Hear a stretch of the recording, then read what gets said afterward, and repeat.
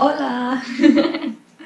Alors aujourd'hui une petite vidéo pratique pour un stage au Brésil, de quel visa j'ai besoin et comment l'obtenir.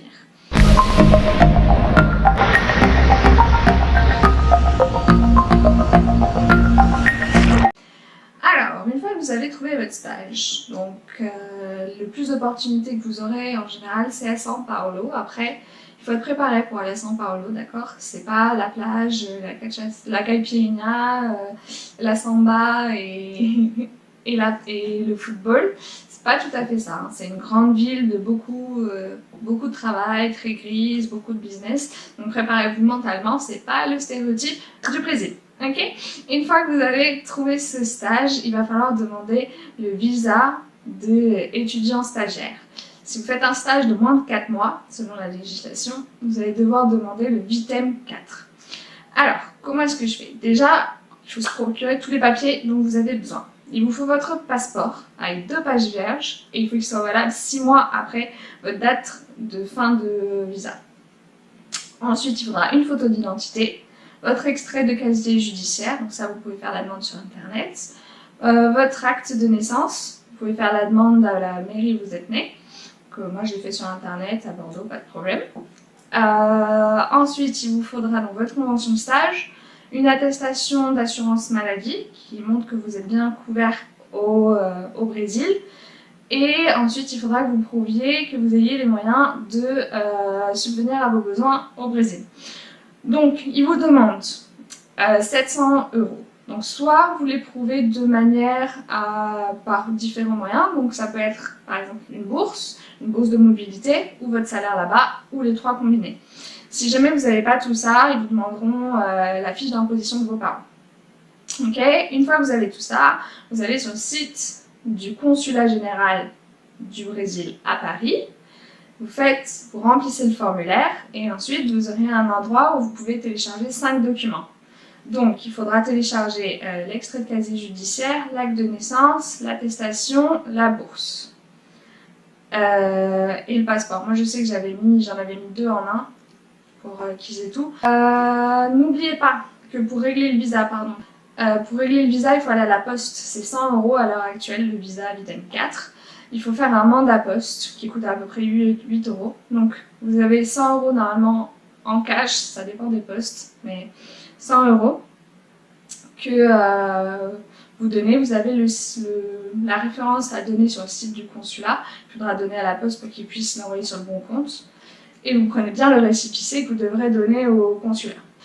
Une fois que vous aurez fait tout ça, il faut prendre rendez-vous pour aller au consulat à Paris. Il faut se déplacer. Si vous n'êtes pas parisien, prenez-y bien à l'avance, puisqu'il faudra aussi payer les billets de train pour y aller.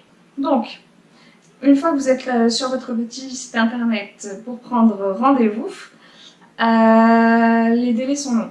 Donc, soit vous avez de la chance et vous avez un rendez-vous qui vous convient. Donc, très bien. Moi, ce n'était pas le cas. J'avais 3 mois d'attente à peu près. Donc, là, ce que vous pouvez faire, je vous le recommande pas, prenez rendez-vous. Mais si jamais vous arrivez comme moi et que 3 mois c'est pas possible parce que vous devez absolument partir avant, eh bien vous y allez. Vous y allez un matin, donc quand ils ouvrent, vous y allez, vous attendez, ils vont vous faire attendre là à côté de l'accueil. Et quand la personne qui fait les visas, parce qu'il n'y a qu'une personne qui fait des visas, sera disponible, elle vous prendra. Donc elle prend tous les documents et elle vous donne un bon en vous disant que vous pourrez aller chercher votre visa à partir de cette date-là. Donc, vous rentrez chez vous et vous revenez. Donc, pour les non-parisiens, ça refait un aller-retour. Vous revenez et attention, il y a une heure, je crois que c'est la première heure de l'après-midi ou quelque chose comme ça, pour aller récupérer les visas. Vous ne pouvez pas les récupérer tout le temps. Voilà, une fois que vous avez votre visa en poche, donc il est vert, avec votre petite photo et la durée de votre stage, c'est bon, vous êtes prêt pour aller au Brésil. Maintenant, il y a d'autres formalités à faire une fois que vous arrivez au Brésil. Alors, prenez votre billet et on en reparle dans la partie 2. On va parler des formalités à faire sur place. Donc, il y a le RNE et le CPF. On commence par le RNE, le Registre National pour les étrangers. Ça commence déjà, il faut que je vous parle des cartoriaux. Okay. Au Brésil, il y a beaucoup de cartoriaux, c'est pour faire les copies certifiées notamment de documents authentiques. Donc vous aurez besoin de faire plusieurs choses au cartorio. Déjà une attestation d'hébergement qu'il faut demander à votre propriétaire et souvent il faudra faire reconnaître la signature de votre proprio au cartorio. Ensuite il faudra faire la copie de toutes les pages utilisées de votre passeport. Donc j'espère que vous n'avez pas trop voyagé, sinon ça vous coûtera plus cher. Ok, une fois que vous avez tout ça, il faut ensuite faire des photos, okay, d'identité au format 3/4. Okay. Ensuite, il faut payer ce qu'on appelle les boletos ou les grues quoi. Là, vous avez plusieurs solutions. Soit vous allez au Banco do Brasil et là, vous pouvez les payer en personne. Soit vous allez sur le site de la Polícia Federal, mais il faudra les payer avec une carte bleue brésilienne. Donc vous demandez à quelqu'un qui est brésilien s'il peut les payer pour vous et vous vous arrangez avec lui, c'est peut-être plus simple. Une fois que vous avez fait ça, il faut bien entendu garder le comprovante, okay? La preuve que vous avez payé ces boletos. Okay? Donc vous gardez bien tout ça, tous ces documents, et ensuite vous remplissez sur le site de la Polícia Federal, de la police fédérale, vous remplissez bien le formulaire RNE. Autre petite modalité qu'il faudra faire avant d'aller à la Polícia Federal en personne, il faut faire traduire votre acte de naissance, donc par un traducteur natif ou assermenté. Donc il faudra regarder où est-ce que vous pouvez en trouver un dans la ville où vous êtes. Normalement vous devriez peut-être aller chez le traducteur pour qu'il vous mette le tampon. Moi c'est ce que j'ai dû faire. Ensuite, une fois que vous avez votre acte de naissance traduit, il faut votre casier judiciaire. Donc là, vous n'avez pas besoin de le traduire. Moi, ils ont juste vu qu'il y avait une grande ligne au milieu, donc ils comprennent que vous n'avez pas de casier judiciaire. Donc on récapitule. Une fois que vous avez donc vos copies, vous êtes allé au cartorio, vous avez l'attestation d'hébergement, les copies du passeport, vous avez le comprovante qui prouve que vous avez payé vos boletos, vous avez votre acte de naissance traduit et votre casier judiciaire. C'est bon, vous êtes bon, vous pouvez aller à la Polícia Federal. Alors attention, parce que moi quand j'y suis allée, il fallait en plus télécharger un document sur internet où il fallait remarquer votre adresse. Donc des fois ils font des petits changements, c'est le problème avec le Brésil, on ne sait jamais si tout est vraiment comme on le pensait. Donc vous allez à la Polícia Federal, vous inquiétez pas, il y a beaucoup de queues, ça avance vite. Vous allez tout en haut là et vous suivez les instructions, parce que moi... quand j'y suis allée, ça changeait de quand les autres y étaient allés. Donc vous suivez les instructions, vous donnez tous les papiers. Attention, moi ils ont pris mes copies certifiées. Et comme on a le CPF à faire après, au cartorio, il faudra peut-être faire en double toutes les copies du passeport.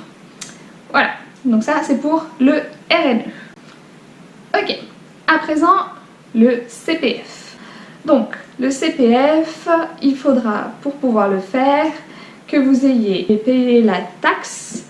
Ok, la taxe CPF au Banco do Brasil, donc vous y allez, hein, vous demandez, vous allez sûrement avoir quelque chose à choisir sur la borne interactive là, donc vous mettez Atendimento de Caixa, ok, donc on va vous appeler et vous dites que vous êtes là pour payer la taxe CPF. C'est à peu près 7 ou 8 reais, donc ce qui fait à peu près 2 €. Ça va. Donc vous récupérez la preuve comme quoi vous avez bien payé la taxe. Et ensuite il vous faudra donc votre copie de votre pièce d'identité, donc votre passeport, hein, qu'on a fait au cartorio là, le justificatif de domicile et le nom de votre mère. Ensuite vous pouvez aller à la Receita Federal, donc à São Paulo, c'est dans le Shopping Life Center, ok, au 2e étage. Vous prenez votre petit code, vous attendez, il vous appelle à la table. Et c'est bon, en quelques minutes c'est fait, vous avez votre numéro CPF. Et avec ça vous pourrez payer par carte, vous en avez besoin pour tout. Pour tout payer, on vous demandera souvent un CPF. À la pharmacie on vous demandera un CPF. Voilà, vous êtes à présent légal et vous avez fait toutes les formalités, toutes les démarches administratives du Brésil. Bravo. Maintenant vous pouvez en profiter. Si vous avez aimé cette vidéo et que vous l'avez trouvée utile et que vous en voulez plus, n'oubliez pas de mettre un petit like, de vous abonner et je vous dis à bientôt.